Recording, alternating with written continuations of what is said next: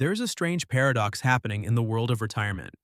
There are people with $2 million in the bank, yet every time the market shakes, they live with a constant sense of unease, afraid that just one bad year could be enough to destroy everything ahead of them.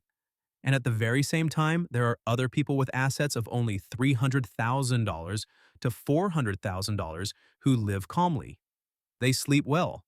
They're not glued to market charts. They don't feel like they're missing anything. So what's the real question here? Is it that money doesn't actually bring security? Or have we been taught the wrong idea of what enough really means in retirement? In this video, we're going to talk about the $1 million myth, why the retirement industry wants you to stay afraid, and why, in reality, you're probably doing much better than you think. If you've ever wondered whether you might be saving too much, whether your anxiety comes from the math itself or from how the system is designed, then this video is for you. I'm Mike. And if you want to understand money and retirement in a way that reflects real life without fear-mongering or exaggeration, subscribe to our channel. Let's begin. The incentive problem, why you're encouraged to oversave retirement planning, used to be described as a three-legged stool: Social Security, a company pension, personal savings. But over the past few decades, that stool has been deliberately broken. Pensions have nearly disappeared. Only 14% of private sector workers still have access to one. And the financial industry has used the fear that Social Security is collapsing to shift the entire burden of your future onto your personal savings. This didn't happen by accident. The retirement industry has a massive incentive problem rooted in the assets under management, AUM fee model. If you invest $1 million with them, they earn about $10,000 a year. If you invest $200,000, they earn about $2,000. So ask yourself, which model do you think they're going to recommend? By convincing you that you need a massive portfolio to be safe, the industry ensures its own growth. They sell you a model that ignores human adaptability because flexibility doesn't generate management fees. Two structures. Why more isn't always better. Let's look at the story of two brothers. The older brother worked in tech sales, earned $120,000 a year, and saved aggressively. By age 65, he had $1.2 million in his 401k. The younger brother worked in local government, earned $70,000 a year, and had saved only about $200,000 by retirement. On paper, the older brother is the winner. But what about real life? The younger brother receives a $30,000 per year pension plus Social Security. His basic living expenses are covered by guaranteed income. The older brother, despite having 6 times more savings, constantly watches the market, worries about sequence of returns risk, and panics whenever prices fall. 5 years into retirement, the younger brother is the one living better. Not because he saved more, but because his retirement was built on structure, not just account size. Social Security, the third rail that isn't actually broken.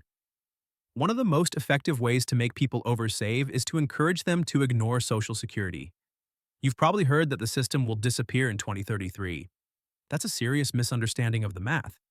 Even if the trust fund is depleted, Social Security is still funded by payroll taxes, and it's projected to pay about 77% of benefits. In a political system where older citizens vote the most, a total collapse scenario is the least likely outcome. The average benefit today is about $1,976 per month. For a married couple, that's nearly $4,000 a month guaranteed income, adjusted for inflation. If you spent $60,000 a year before retirement, Social Security alone may already cover up to 80% of your basic needs.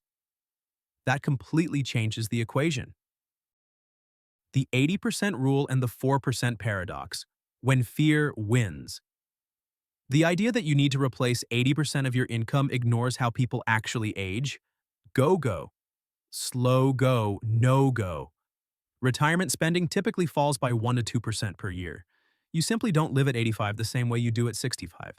Goldman Sachs found that retirees spending 50–60% report the same satisfaction as those spending 80%. And what about the 4% rule? It was designed for the worst-case scenarios in history. Because it's so conservative, it often leads to what's called accidental wealth. There are retirees who start with $1 million and end with $5 million while spending their entire retirement in fear. That isn't prudence. That's fear. Systematized. Conclusion: time is the only non-renewable asset. The real tragedy isn't retiring with $700,000 instead of $1 million. The real tragedy is working 5 extra years, trading away your health, trading away your time, just to reach a number you never truly needed. The first million buys safety. The second buys options. The third buys freedom. But for many people, Social Security already bought the safety. So here's the most important question. If your basic life is already paid for, what are you still working for? Are you saving to live better? Or are you saving because you're afraid?